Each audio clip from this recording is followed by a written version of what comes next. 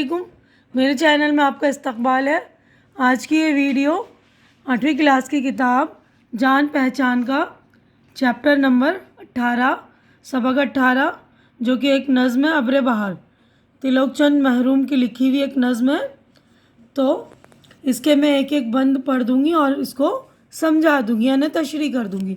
تو میں پڑھ رہی ہوں، آپ لوگ دھیان سے سن لیں گے۔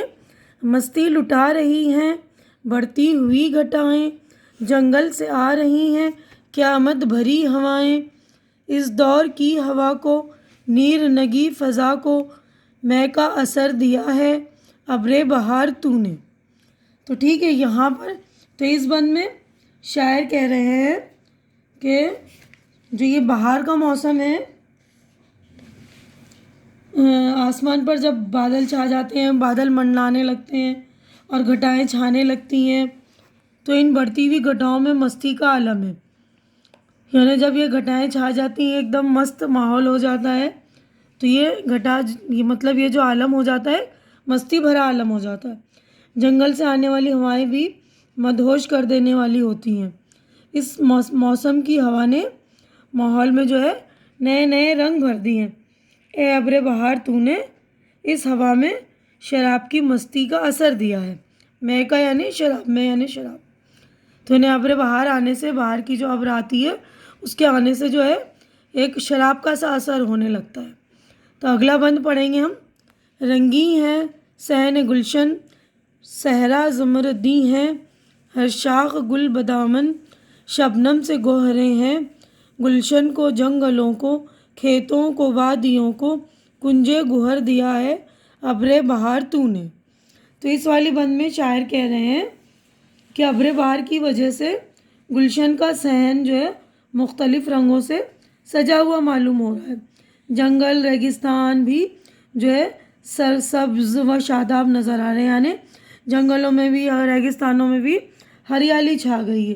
پھولوں سے لدی ہوئی شاخ شبنم کے موتیوں کی طرح چمک اٹھی ہے۔ اے ابر بہار تو نے جنگل میں منگل کر دیا ہے۔ گلشن، جنگل، کھیت اور وادیوں کو تو نے موتیوں کا خزانہ دیا ہے۔ گنجے گوہر کا مطلب موتیوں کا خزانہ۔ اب نیکسٹ صفحے پر ہم چلیں گے۔ دنیائے رنگ و بو ہے اپنی مہک پہ نازاں، سبزہ کنارے جو ہے اپنی لہک پہ نازاں، سرو سمن بھی دلکش خاک چمن بھی دلکش، سب کچھ مگر دیا ہے ابر بہار تو نے۔ تو اس بند میں شاعر کہہ رہے ہیں کہ پھولوں کی خوشبو سے ساری دنیا جو مہک اٹھی ہے۔ اس مہک پر دنیا ناز کر رہی ہے، یعنی فخر کر رہی ہے۔ نہر کا کنارہ بھی سرسبز و شاداب معلوم ہو رہا ہے، نہر اپنی لہروں پہ ناز کر رہی ہے۔ سرو اور چمیلی بھی دلکش معلوم ہو رہی ہے، یہاں تک کہ چمن کی خاک تک لوگوں کے دلوں کو لبھا رہی ہے۔ مراد یہ ہے کہ ابر بہار نے سب کچھ دیا ہے، مٹی میں بھی ایسی طاقت بخشی ہے کہ ہر طرف ہریالی اور سبزہ ہی سبزہ نظر آ رہا ہے۔ تو اگلا بند ہم پڑھیں گے۔ آنے کو یوں بھی آتی فصل بہار لیکن، یہ لطف کب دکھاتی ابر بہار تجھ بن، کوہسار کو چمن کو ہر منظر کہن کو شاداب کر دیا ہے ابر بہار تو نے۔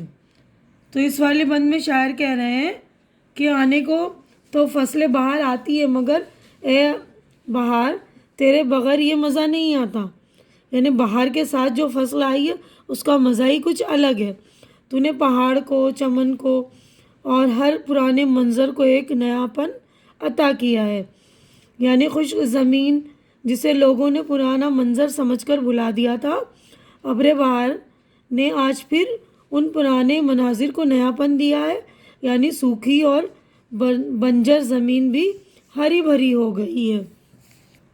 تو یہاں پر جو ہے دیکھیے، یہ تلک چند محروم کی نظم ہے لکھی ہوئی، تو یہاں پر ہماری جو ہے نظم ہو گئی ہے مکمل۔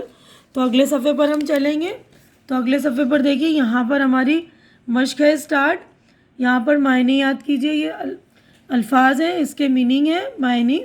ابر بادل، مد بھری نشیلی مدہوش کرنے والی، نیرنگی رنگا رنگ نئے نئے رنگ ہونا، میں شراب، صحرا ریگستان جنگل، زمردی سبز رنگ کا، بدامن دامن میں، گوہریں موتیوں سے بھرا ہوا، کنج گوہر موتیوں کا خزانہ، دنیائے رنگ و بو رنگ اور خوشبو کی دنیا، کنارے جو نہر کا کنارہ، نازاں ناز کرنے والا، فخر کرنے والا، سرو ایک سیدھا اور اونچا درخت، سمن چمیلی، سمن ایکچوئل میں ہندی ورڈ ہے یہ، سمن چمیلی، کوہسار پہاڑ، کوہن پرانا۔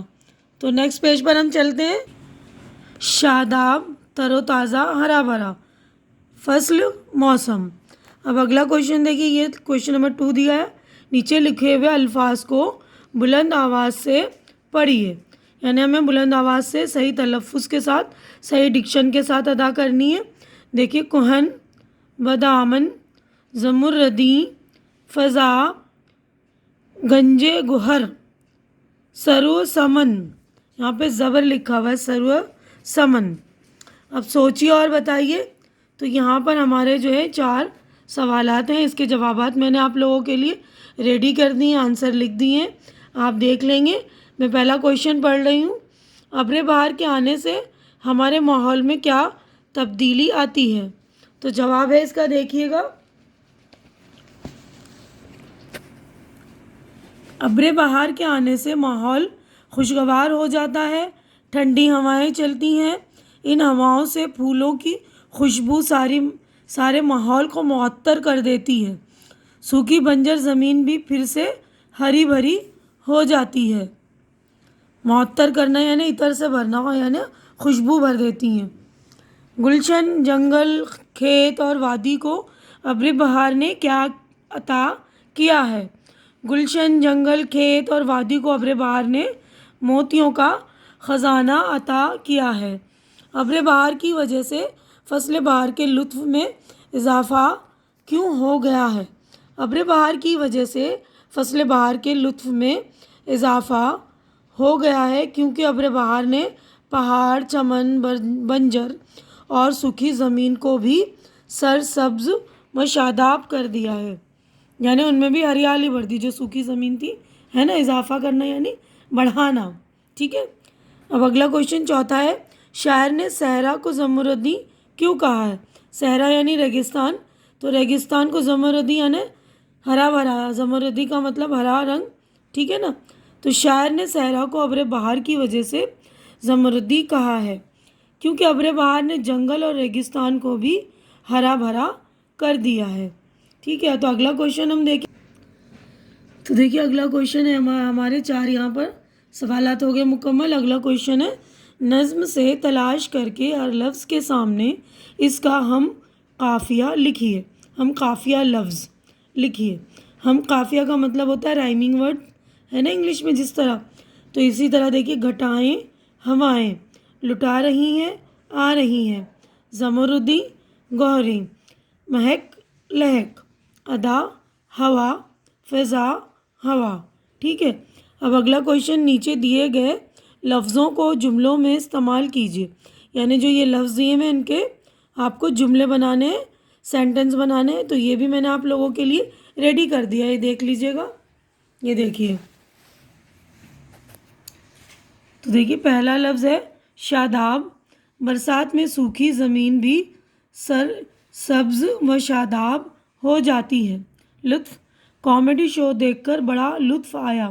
مہک، پھولوں کے کھلنے سے پورا باغ مہک اٹھا۔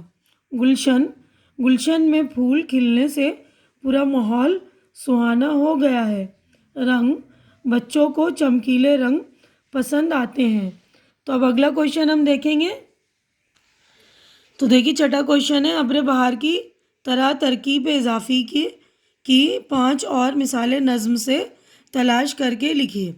تو ابر بہار میں جو یہ زیر لگا ہے اس کو ترکیب اضافی کہتے ہیں، یعنی زیر لگا کر جو لفظ 2 لفظوں کو مکس کیا جاتا ہے، تو ان لفظوں میں ایک شروع کا جو لفظ ہوتا ہے اس میں زیر لگا دیتے ہیں اور اس کی آواز جو ہے، اس کے آخری حروف کی آواز ہلکی سی ایک ہی ہو جاتی، جیسے ابر بہار۔ تو اسی طرح کے میں نے آپ لوگوں کے لیے 5 مثالیں لکھ دی ہیں، دیکھیے گا۔ خاک چمن، تو دیکھیے کاف کے نیچے زیر لگا کے ہلکے سی اس کی آواز کے کی ہو رہی ہے۔